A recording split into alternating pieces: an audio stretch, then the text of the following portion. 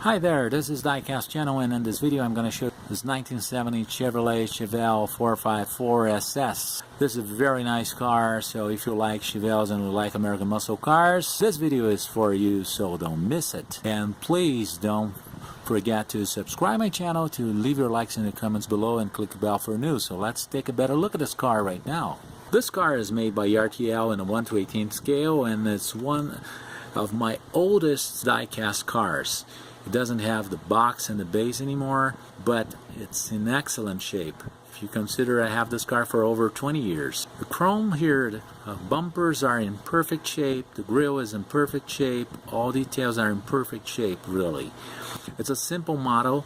It's not as sophisticated as the Lane XX detail, for instance, or any GMPs or things like that, but it's a very good model really. The painting is in great shape, just needs a little polishing. Some people ask me how I keep my cars in good shape. I usually keep them safe from dust. Besides, whenever I need, I wash my cars with water and soap, but I wash them carefully, I dry them carefully, and I polish them carefully. I usually use furniture polishing because it's not so aggressive, just like the other polishers. This car is a 454 with a co-induction system, and it used to develop around 450 horsepower back in 1970. This is when Chevelle has changed from 1969. I've got the link for 1968 and 1969 Chevelle videos below.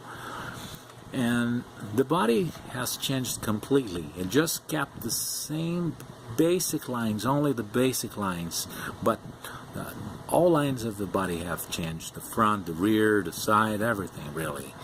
The engine is a 454, is a big block. It looks very nice. It's made in red or maybe an orange or something like that, with chrome valve covers and silver intake manifold. It's got the hose, it's got the alternator, it's got the brake system, the air filter, the hood itself, which is pretty well made. Just the hinges are a little bit thick. They're not the worst ones I've seen, but they're okay. It doesn't have any cables or wires, but if you consider this as a model from the 90s, it's not really supposed to be that sophisticated, especially because it was a basic ERTL line. The SS badge 454, which is painted on here. The trim I've painted myself back in the 90s. Just this trim here and the trim around the windows. I've made it with paint, with model paint. The interior of this car, it's quite simple. The seats do not tilt.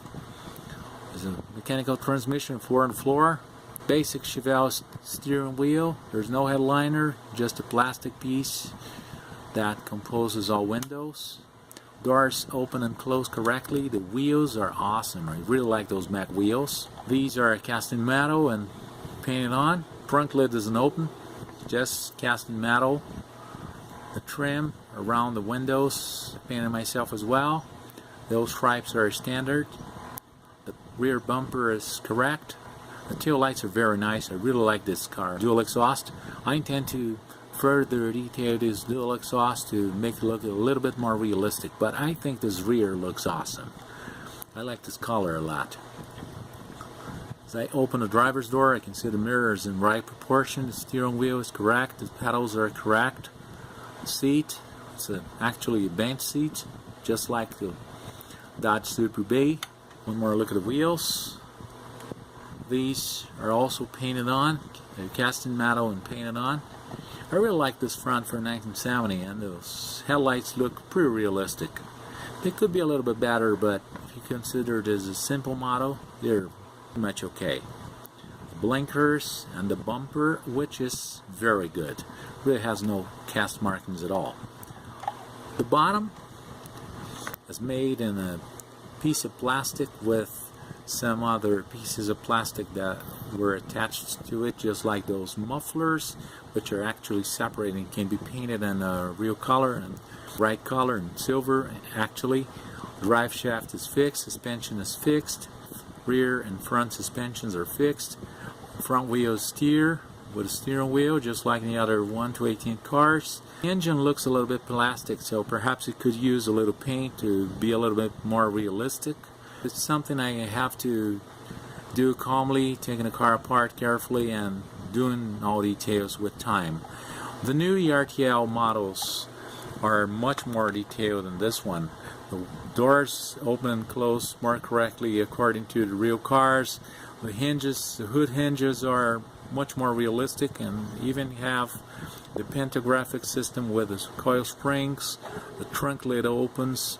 But anyway, since this car is very old and it's also simple, I think it deserves a 9 from 0 to 10 according to its category. I'd like to thank you for all views, for all likes and comments. Please don't forget to subscribe my channel, to click the bell for news. Thank you, and I'll see you in the next video. Bye-bye.